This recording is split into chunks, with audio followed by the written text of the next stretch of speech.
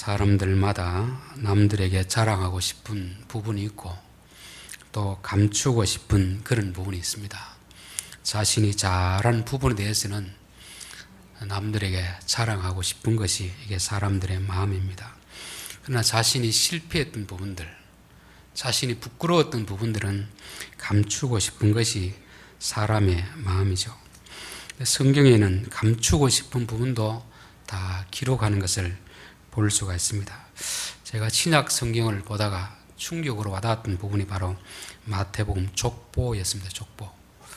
거기 마태복음 1장에 보면 이제 족보를 쭉 기록해 놓고 왕들의 족보를 기록해 놓는데 마태복음 1장 6절에 보면은 이새는 다윗 왕을 낳으니라. 다른 사람을 다 왕이라는 칭호를 쓰지 않습니다. 그런데 다윗에게만 왕이라는 칭호를 쓰고 있습니다. 더 중요한 그 뒤에가 문제죠. 다윗은 우리아의 아내에게서 솔로몬을 낳고 다른 왕들은 그냥 누가 누구를 낳고 계속 이렇게 기록했는데 다윗 왕에 가서는 다윗은 우리아의 아내에게서 솔로몬을 낳고 기록했습니다. 이 부분은 빼도 아무런 문제가 없는 부분인데 굳이 왜 이것을 넣어놨을까 한 번쯤 생각해 봤습니다. 우리가 생각할 때 다윗 왕은 대단한 존재인데 다윗에게도 이런 허물이 있다. 그런 허물이 있음에도 불구하고 하나님이 다윗을 들으셨다. 다윗이 왕이 된 것은 하나님의 은혜로 된 것이다 하는 것을 하기 위해서 그렇게 기록해 놓지 않나 저는 그렇게 생각해 왔습니다. 오늘 우리가 읽은 내용도 베드로가 참 자존심 구겨지는 그런 이야기입니다. 다른 제자들 앞에서 큰 소리 뻥뻥 쳤는데 이 아이가 물어볼 때 그 앞에서 3번씩이나 예수님을 부인하는 이런 내용을 굳이 왜 기록했을까? 기록하더라도 실명으로 하지 않고 그냥 가명으로 어떤 제자가 이렇게 했으면 될 텐데 베드로라는 이름을 이렇게 굳이 넣는 이유가 무엇일까? 요 마가복음을 쓴 마가는 누구의 제자입니까? 베드로의 제자입니다. 예수님의 제자가 아니고 베드로의 제자이고 베드로의 비서처럼 그래 따라다녔던 그런 마가가 왜 자기가 존경하는 그 스승의 가장 부끄러운 부분을 실명을 들어가면서 이렇게 썼을까? 여러분이 베드로였다면 그 부분은 좀 빼면 되지 않겠나? 쓰더라도 실명을 하지 않고 그냥 누구누구 이렇게 하면 되지 않겠나? 그렇게 했지 않을 수 있을까? 그렇게도 생각해 볼 수 있습니다. 그럼 베드로도 잘한 부분도 많이 있는데 가장 치명적인 나쁜 사건을 가장 사랑하는 제자 이 마가가 왜 기록했을까? 제가 생각할 때는 이 이야기는 베드로의 이야기만 아니고 마가의 이야기고 우리의 이야기이기 때문에 그렇습니다. 마가는 잘 알다시피 부잣집에 태어난 청년이었습니다. 그리고 신앙심도 있었는데 사도행전 13장에 보면은 바울과 바나바가 첫 선교 여행을 할 때 따라갑니다. 근데 가다 보니 힘이 들거든요. 야, 재밌을 줄 알았는데 막상 힘이 드니까 중간에 자기가 나는 못 가겠습니다 하고 빠져나와 버렸습니다. 그리고 나서 2차 여행을 갈 때 바나바는 데리고 가자 하는데 바울은 안 된다. 중간에 그렇게 빠져나가는 사람 다시 데려갈 수 없다. 데리고 가자 안 된다. 이렇게 서로 싸우다가 나누어져 버립니다. 바울과 바나바가 서로 분쟁하게 되는 이런 거죠. 그러니까 이 마가는 이때 얼마나 큰 상처가 있었겠습니까? 저런 겁쟁이, 저런 사람이 예수 믿는다고 아마 비난의 화살을 다 받았을 것입니다. 그러다가 시간이 지나고 이제 베드로의 이야기를 다 들었을 것입니다. 근데 베드로의 이야기를 듣고 보니까 그 이야기가 누구 이야기입니까? 나의 이야기네, 나의 이야기. 그래서 마가는 개인적으로 바울을 별로 안 좋아했습니다. 오히려 누구를 더 좋아했겠습니까? 베드로를 좋아한 거죠. 이 바울은 너무 빈틈없는 사람이에요. 실수를 용납하지 않는 그런 사람인데 베드로는 실수를 해봤기 때문에 실수하는 사람들 이해하는 그런 사람들이었습니다. 그래서 자기가 이제 이 성경을 쭉 기록하면서 이건 내가 실명으로 기록해야 되겠다. 이것은 베드로의 명예를 실추시키는 것이 아니고 이것은 자기 자신의 이야기이고 또 오늘 우리들의 이야기다.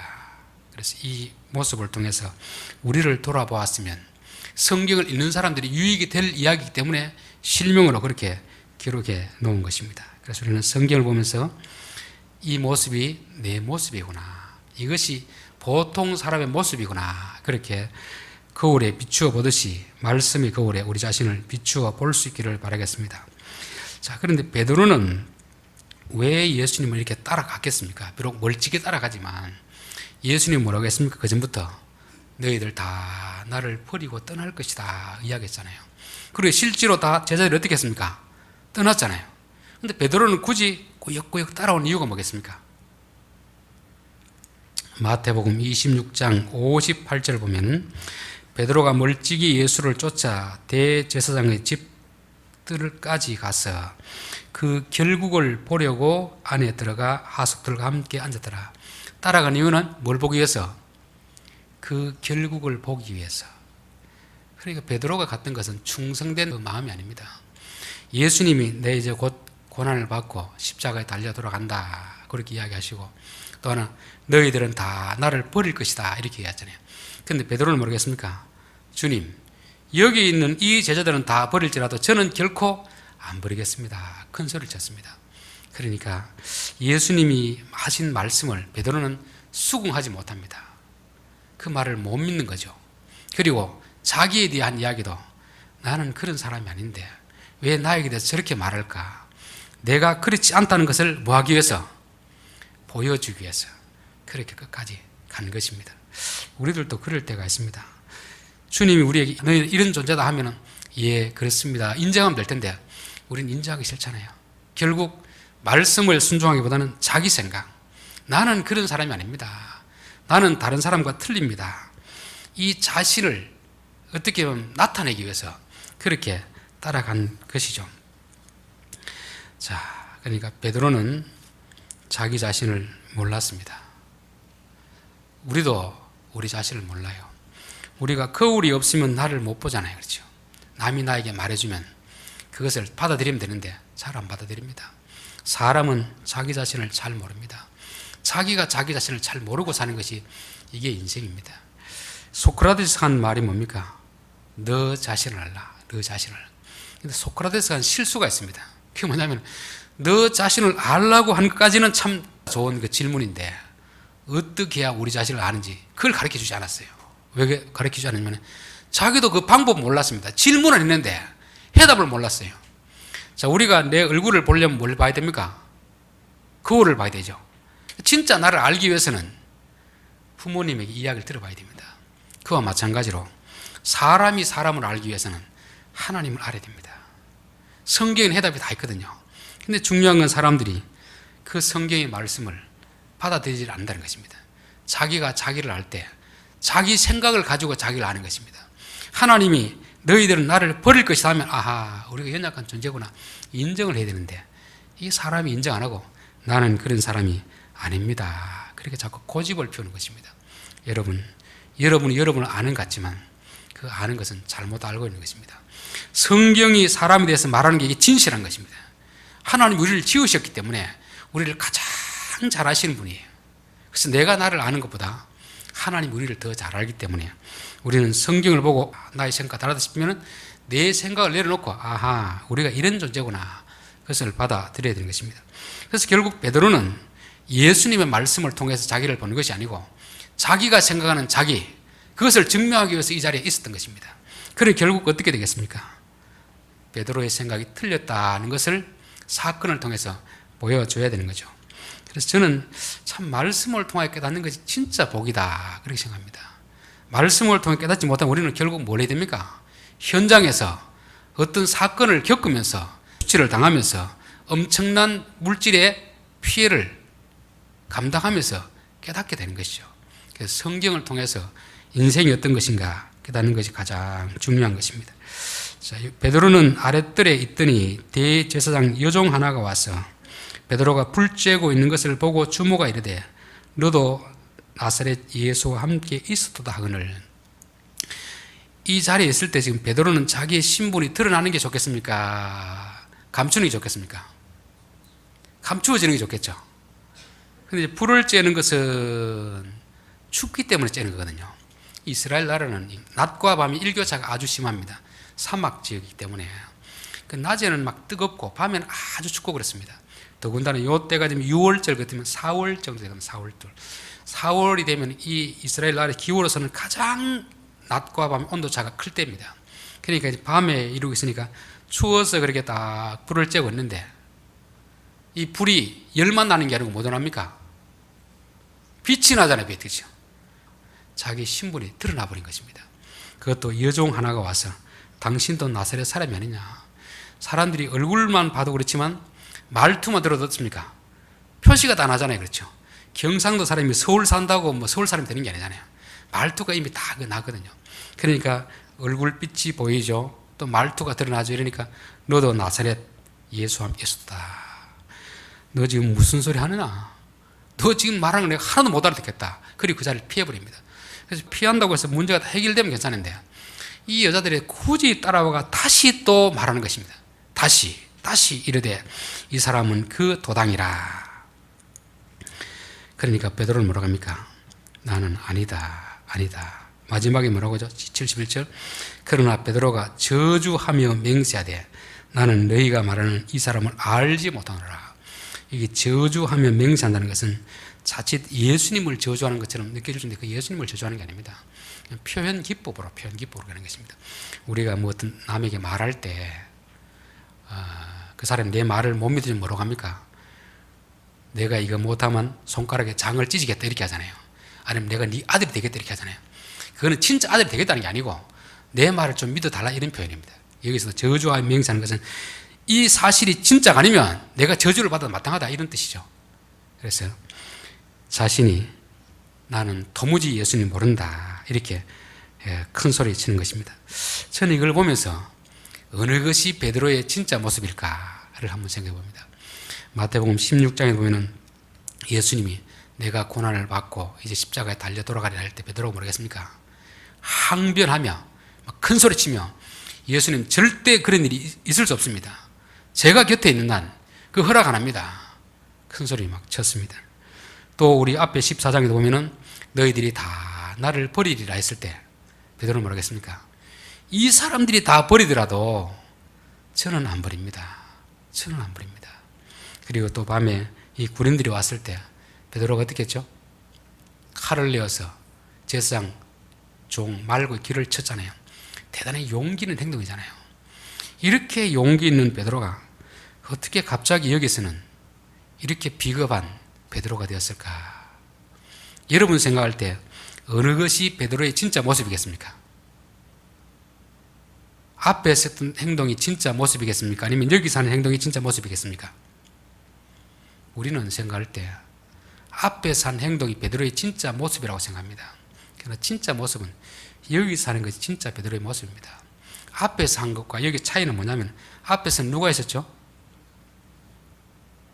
물론 예수님 있는 건 지금 여기도 예수님 곁에 좀 떨어져 있습니다. 앞에서는 다른 제자들이 있습니다. 다른 제자들. 이 성찬식을 하면서도 계속 논쟁이 되었던 이야기가 뭐냐면 누가 크냐 이거거든요. 서로 자기가 크다 잘났다 이러죠. 남자들이 이런 그런 게 있잖아요. 남자들은 서로 비교하면 서로 잘났다고 의시되는 게 있습니다. 물론 여자들은 모르겠는데 여자들도 물론 그런 게 있겠죠. 사람들은 서로 잘났다고 하는 이런 자존심이 있습니다. 그래서 베드로는 두 가지 모습을 볼 수 있습니다. 하나는 다른 제자들이 있을 때 하는 행동하고 여기는 지금 다른 제자들은 없습니다. 자기를 모르는 사람만 있습니다. 다른 제자들이 없을 때, 다른 사람, 이런 있을 때, 그 행동, 이 두 가지 모습을 볼 수 있는 거죠. 사실 우리의 진짜 모습은 어떤 때의 진짜 모습인가? 나를 아는 사람이 있을 때 행동하는 게 진짜 모습이 아닙니다. 나를 모르는 사람이 있을 때 하는 행동이 진짜 모습이에요. 여러분, 제가 교인들 앞에서 하는 행동은 진짜 모습이 아닐 수도 있습니다. 교인들이 없는 낯선 곳에서 아무도 나를 목사인지 모를 때 하는 그 행동이 어쩌면 내가 진짜 모습입니다. 그래서 우리는 내가 아는 사람 앞에 있을 때 하는 행동을 진짜 나라고 생각하는데 그건 착각입니다. 나 혼자 있을 때 아무도 나를 알아보는 사람이 없을 때 그때 내가 어떻게 행동하는가, 그게 내 모습입니다. 그래서 예수님도 너희들 기도할 때 많은 사람 앞에서 기도하지 말고 어디서 기도하라? 골방에 들어가서 은밀한 가운데 계신 하나님 앞에 기도하라. 왜 그러냐면 우리가 사람들 앞에서는요 내 진실함이 드러나지 않습니다. 왜? 위선, 허세 이런 게 드러나거든요. 남들에게 기죽기 싫으니까 큰 소리 치고 싶고 내가 힘이 없어도 힘 있는 것처럼 이렇게 하고 있잖아요. 그러나 아무도 없을 때는 그때 내 실체가 드러나는 것입니다. 그래서 베드로도 제자들이 있을 때 자기 한 행동이 진짜 자기 모습이라고 생각했습니다. 이건 진짜 자기 모습이 아니죠. 자존심. 남에게 지기 싫어하니까, 내가 크다, 힘 있다 하는 이런 자존심이기 때문에 그것은 진짜 모습이 아니었습니다. 진짜 모습은 아무도 없을 때, 내가 교회 목사라는 것을 아무도 모르는 그 사람들 앞에서 하는 행동이 이게 진짜 모습인 것입니다. 그래서 우리들도 내가 진짜 어떤 사람인가를 알기 위해서는 교인들 앞에서, 마을 사람들이 나를 다 아는 사람 앞에서 하는 게 진짜 모습이 아니고, 아무도 나를 보는 사람이 없을 때 그때 하는 행동, 또 이 김천을 떠나서 아무도 내가 누구인지를 모르는 그런 사람들 앞에서 하는 행동이 이게 진짜 모습인 것입니다. 자, 여기서 한 번도 아니고 3번씩이나 이렇게 한 이유는 뭐겠습니까? 한 번 말하고 아니다 하면 그냥 가면 될 텐데 왜 굳이 따라다니면서 3번씩이나 확인하겠습니까? 3번을 확인했다는 것은 이게 베드로가 실수를 했다는 말이 아닌 것입니다. 그렇죠? 똑같은 그 행동을 3번 나타내는 것은 이게 베드로의 실체라는 것을 말씀하고 있습니다. 보통 운동 선수들을 보면, 그 올림픽에 참가하는 선수들을 보면은, 이래 뭐 높이뛰기라는 거 보면 한 번 기회를 주는 게 아니고 몇 번 줍니까? 2번인가 3번 주죠. 그렇죠? 그래서 주는 이유는 뭐겠습니까? 그 한 번의 그 시합을 위해서 4년을 계속 훈련하잖아요. 훈련할 때는 이렇게 그걸 충분히 통과했는데, 이 긴장이 되다 보면 실수할 수 있거든요. 그러니까 한 번을 봤을 때는 그 사람이 진짜 실력을 모르는 것입니다. 한 3번 정도 주면은 진짜 실력이겠죠. 훈련할 때 된 사람이 3번 다 못한다. 그건 훈련할 때도 안 됐단 말입니다. 훈련할 때 충분히 그 높이를 뛰어넘었으면은 적어도 3번 중에 한 번은 뛰어넘어야 됩니다. 베드로가 진짜 그런 용기 있는 사람들이었다면 3번 중에 한 번은 해야 되는데 3번을 다 부인한다는 말은 뭐냐면 이게 베드로의 실체라는 것입니다. 실체. 그래서 이게 만약에 한 번만 하고 이렇게 끝났다면은 아마 베드로는 예수님 앞에 가서 뭐라고 했겠습니까? 예수님, 그때 제가 잠깐 실수를 해서 그랬어요. 실수. 잠깐 실수해서 그랬습니다. 나의 본심은 그게 아닌데 그때 좀 너무 얼떨결에 질문을 들어가지고 나도 모르게 이런 대답이 나왔습니다. 이렇게 할 수 있는데 요 변명거리를 없애기 위해서 3번을 반복한 것이다. 반복. 여러분, 우리가 계속 넘어질 때가 있잖아요. 어떤 부분이 넘어질 때가 있죠. 그건 실수를 한 게 아닙니다. 그게 우리의 실체입니다. 실체. 우리의 실체를 깨닫는 것이 참 중요하잖아요. 내가 어떤 사람인지, 내 능력이 어느 정도인지 모르고 그렇게 착각하며 살아가는 게 얼마나 불행합니까? 그래서 가장 중요한 것은 내가 어떤 사람인가, 내 실력이 어느 정도인가, 내 믿음이 어느 정도인가, 이것을 바로 아는 것이 참 중요한 것입니다. 그래서 예수님은 그렇게 말씀하시고 나서 이런 사건을 허락하신 것이죠. 큰 소리 친다고 되는 게 아니고 너의 믿음이 어느 정도인가 정확하게 알아는 것입니다. 학교에서 이제 학생들을 지도하는 선생님이 가장 그 지도하기 어려운 게 뭐냐면 학생들도 그렇고 부모도 그렇고 실체를 인정하지 않는답니다. 우리 집 아이가 실력이 어느 정도인지 선생님은 알 거 아닙니까? 그런데 아이도 학생도 인정하지 않고 부모도 인정하지 않는데요. 아이가 고등학생이라도 실력이 중학생 실력 되면 어디부터 시작해야 됩니까? 중학생부터 공부를 시작하면 되는데 학생도 그렇고 부모도 그렇고 우리 아이는 그 정도 아닙니다. 그때 잠깐 실수해서 그런 것이지. 그러니까 우리 아이는 중등부 실력이 아니고 적어도 고등학교 실력이 되기 때문에 여기부터 시작합시다. 그렇게 하면 안 됩니다. 저도 이렇게 공부를 해봤지만 내 실력을 정확히 알고 부끄럽지만 내 실력이 그 정도밖에 안 되면 그 정도 시작해야 되는 것입니다. 그런데 우리는 자존심 때문에 내 실력은 바닥인데 내가 그래도 교회를 10년, 20년 다녔는데 내가 직분이 목사인데 그 위에 하면은 계속해서 그냥 가지만 이게 내 믿음이 아닌 엉뚱하게 헛바퀴 도는 그런 것이죠. 그래서 베드로는 3년을 쫓아다니고 가장 수제자라고 그렇게 자칭하지만 큰 소리 쳤지만 그의 믿음은 그냥 바닥 수준이에요. 바닥 수준. 그래서 부끄럽지만 자신의 실력을 인정하도록 이런 사건을 하나님이 허락하신 것입니다. 달기 곧 2번째 울더라. 이에 베드로가 예수께서 자기에게 하신 말씀 곧 달기 2번 울기 전에 내가 3번 나를 부인하리라 하심이 기억되어 그 일을 생각하고 울었더라 되었습니다. 저는 이걸 보면서 소름이 싹 끼쳤어요. 소름이. 예수님이 그냥 너 해가 뜨기 전에 나를 3번 부인이라 했으면 모르는데 닭이 2번 울기 전에 부인하리라 하는데 딱 3번 부인하고 나니까 닭이 2번째 딱 우는 것입니다. 우연의 일치도 이런 우연의 일치가 있을 수 있겠습니까? 이게 우연이겠습니까? 이게 우연이 아닌 것이죠. 누가복음 5장에 보면은 베드로가 밤새도록 그물을 내렸잖아요. 밤새도록 그물을 내린다는 것은 고기가 있다고 생각하고 내립니까? 없다고 생각하고 내립니까? 그 지역에서는 바삭하게 알거든요. 분명히 그 날에는 고기가 있어야 되는데 희한하니 오늘은 고기가 없네. 내가 잘못 던졌나? 이곳에 가보고 저곳에 가보고 계속 던졌습니다. 분명히 자기의 경험을 봤을 때는 고기가 있어야 정상입니다. 그런데 고기를 한 마리도 못 잡았습니다. 근데 새벽에 예수님이 오른편에 던지라니까 던지니까 어떻게 됐습니까? 고기 꽉 잡혔죠. 여러분 이게 우연의 일치입니까? 저는 고기들이 얼마나 힘들었겠나 그 생각이 들어요. 그 밤에는 미끼도 뭐 지렁이를 쳤다가 새우를 쳤다가 여러 가지 했을 거 아닙니까? 고기는 막 다가서 먹고 싶은 마음이 간절한데 하나님이 가지 마라 접근 금지를 딱 해놨기 때문에 새벽까지는 내가 따로 명령 내릴 때까지는 접근 금지 해놓으니까 못 가고 있었던 것입니다. 그래서 새벽이 돼서 내가 요 말을 할 때 신호를 주면은 가라는 것입니다. 딱 몰려들잖아요. 야, 누가 과연 물고기 명령에서 물고기의 말을 듣게 할 수 있는가? 누가 닭에게 명령해서 닭의 마음을 조정할 수 있는 분이 있을까? 닭들도 그렇겠죠. 막 옥고대 울고 싶은데 이 베드로가 지금 3번 부인할 때까지 기다려야 되는 것입니다. 그러니까 참고 기다리다 딱 부인한 거 보고 꼿꼿해 하잖아요.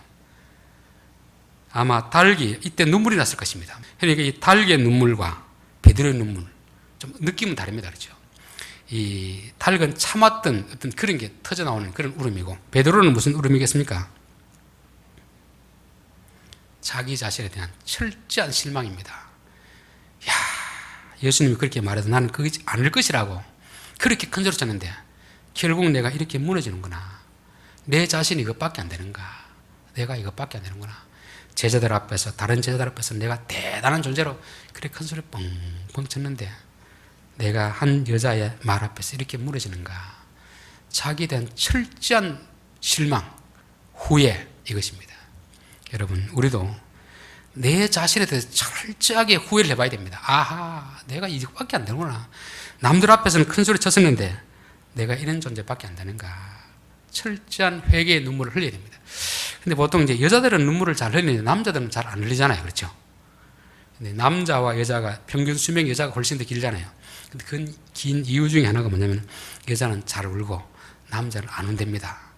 이게 막 서럽고 복받치고 이럴 때 막 울어가지고 이 마음을 다 스트레스 씻어 나가야 되는데 남자는 뭐 때문에 못 웁니까? 자존심. 울고 싶어도 울지 못하는 것이 이게 남자들은 남자. 여러분 사람들 앞엔 안 울더라도 하나님 앞에서는 마음껏 울어야 됩니다. 마음껏. 그게 나를 인정하는 거잖아요. 그렇죠? 아, 내가 이 정도밖에 안 되는구나. 사람들 앞에 내가 큰 소리 쳤는데 사실 막상 아무도 내가 아는 사람들이 없을 때 내 실체가 이것밖에 안 되는구나. 그걸 좀 깨달아야 됩니다. 내가 부족하다는 것, 내가 연약하다는 것, 자기를 부인되어야 누구를 인정하겠습니까? 그때 비로소 예수님을 인정하게 되는 거죠. 그래서 이 베드로의 눈물 속에는 자기에 대한 실망, 그렇지만 자기 자신을 인정하는 것입니다. 그리고 또 누구를 인정합니까? 아하, 예수님 말씀이 옳았구나. 이 말씀이 옳았구나. 그렇게 하잖아요. 자, 그런데 이제 여기서 이제 가룟 유다와 베드로를 한번 비교해 보면 가룟 유다도 예수님을 팔고 베드로도 예수님을 부인했잖아요. 그렇죠? 돈을 받고 안 받고 차이지만 예수님 부인한 건 다 똑같습니다. 그런데 차이는 뭐겠습니까? 베드로는 자신의 부족함을 철저히 인정하고 예수님의 그 지혜로움을 인정했습니다. 근데 가룟 유다는 어떻게 했죠? 그냥 양심상 가책을 받고서 마지막을 뭐냐면 자기가 스스로 자기의 목숨을 끊어버립니다. 내가 지은 죄는 내가 죽으면 다 용서받겠지 이런 생각했습니다. 더 치명적인 문제는 뭐냐면 가룟 유다는 예수님을 잘 몰랐습니다. 예수님 잘 몰랐어요. 내가 이렇게 배신했는데 이분이 나를 용서해 주겠나? 용서해 주겠나? 그래서 자기 스스로 자기의 목숨을 끊어버린 것이죠. 그러나 베드로는 어떻습니까? 자기의 잘못을 인정하고 울면서 회개하는 것입니다. 그 차이가 무슨 차이냐면 베드로는 예수님이 어떤 분인가 알았습니다. 우리가 어떤 사람에 대해서도 공적으로 아는 거하고 사적으로 아는 건 다릅니다. 그렇죠? 그냥 설교자와 그냥 성도로서 저를 아는 사람하고 개별적으로 식사하고 만났던 사람은 저에 대해서 확실히 아는 게 다릅니다. 사람은 공적인 자리에서 공적인 모습으로 대하거든요. 사적으로 보면 딱 그 사람의 진짜 모습이 나타나잖아요. 근데 예수님은 계속 3년을 따라다니면서도 가룟 유다는 따로 데리고 다니지 않았습니다. 늘 공적인 자리에서만 대한 거죠. 근데 베드로는 3명 따로 다녔잖아요. 그렇죠? 그래서 우리가 진짜 그 사람을 알기 위해서는 그 사람과 사적인 만남을 가져봐야 됩니다. 가룟 유다는 예수님을 잘 몰랐어요. 공적인 자리에 있었기 때문에. 그러나 베드로는 아는 것이죠. 우리 한 달란트 맡은 자에 대해서도 그렇게 합니다. 마태복음 25장 24절에 한 달란트 받았던 자가 와서 이르되 주여 당신은 굳은 사람이라 심지 않는 데서 거두고 해치지 않는 데서 모으는 줄로 내가 알았습니다. 주인을 어떻게 보고 있다는 게 아주 구두쇠 그죠? 아주 돈 많은 이런 사람으로 알았던 것이죠. 그래서 장사를 하다 혹시라도 실패하면은 이거 내가 어떻게 다 갚아줘야 되나 그게 두려워서 장사를 못한 것입니다. 그런데 주인은 뭐라고 합니까? 그 주인이 대답하여 이르시되 악하고 게으른 종아 나는 심지 않는 데서 거두고 해치지 않는 데서 모으는 줄로 내가 알았냐? 너가 나 그런 사람 알았느냐? 나 그런 사람 아니다 하는 것이죠. 자, 우리 하나님은 어떤 하나님입니까? 시편 103편을 한번 보겠습니다. 시편 103편. 구약 성경에 보면은 참 하나님이 홍수로서 세상을 심판하는 장면도 나오고 여러 가지 진노하신 장면이 많이 나옵니다. 그러나 다윗은 그런 하나님의 진노하시는 모습도 봤지만 하나님의 엄히하신 그런 모습 봤습니다. 103편 8절 여호와는 긍휼이 많으시고 은혜로우시며 노하기를 더디하시고 인자하심이 풍부하시도다. 하나님을 공적으로 아는 사람은 이런 걸 모르는 것입니다. 그러나 개인적으로 하나님을 만나보니까 이야 이분이 진짜 은혜가 많으신 분이구나. 진짜 성질을 쉽게 내는 분이 아니구나. 참고 참아주시는 분이구나. 10절 우리의 죄를 따라 우리를 처벌하지는 아니하시며 우리의 죄악을 따라 우리에게 그대로 갚지는 아니하셨으니. 우리가 하나님을 개인적으로 모르면 공적으로 알면 율법주의에 빠집니다. 내가 조금만 잘못하면 막 벌을 준 하나님을 생각합니다. 근데 하나님은 그렇지 않습니다. 우리의 죄악을 따라 우리에게 징계하시는 분이 아니다는 것이죠. 참고 참아주시는 분이라는 거죠. 이는 하늘이 땅에서 높은 같이 그를 경외하는 자에게 그의 인자하심이 크심이로다. 동이 서에서 문 것 같이 우리의 죄가를 우리에게서 멀리 옮기셨으며 아버지가 자식을 긍휼히 여김 같이 여호와께서는 자기를 경외하는 자를 긍휼히 여기시나니 이는 그가 우리의 체질을 아시며 우리가 단지 먼지뿐임을 기억하심이로다. 하나님 우리가 어떤 존재인지 다 압니다. 예수님은 베드로가 어떤지 다 알고 있습니까? 모릅니까? 자기는 자기를 모르고 큰 소리 쳤지만 예수님 벌써 다 알고 있습니다. 네 큰 소리 쳐도 나는 그 정도밖에 안 된다. 그렇기 때문에 우리는 이런 하나님을 알면은 아무리 큰 죄를 저질러도 가면 됩니다. 주여 제가 잘못했습니다. 제가 내 자신을 몰랐습니다. 하나님은 우리의 죄가를 따라 벌하시는 분이 아닙니다. 우리의 죄를 동에 서 있는 문까지 멀리 옮기시는 분입니다. 아버지가 자식을 긍휼히 여기듯이 하나님도 우리를 긍휼히 여겨주시는 분입니다. 그래서 결국 가룟 유다와 베드로의 차이는 이 차이입니다. 하나님을 아느냐 모르느냐 그 차이입니다. 우리가 신앙생활 하더라도 하나님을 공적인 자리에서 만나면 하나님이 이런 사적인 걸 잘 몰라요. 1대1의 관계를 모릅니다. 그래서 저는 율법주의적인 신앙생활을 보면 저 사람은 하나님과 1대1의 관계가 없구나. 은혜를 아는 사람은 결코 그렇게 살지 않는 것입니다. 베드로가 실수했더라도 내가 비록 이렇게 했더라도 하나님께 가면 하나님은 우리의 죄를 통해서 서감은 것처럼 죄가를 다 도말해 주시는 분이다. 그 믿음 때문에 가는 것입니다.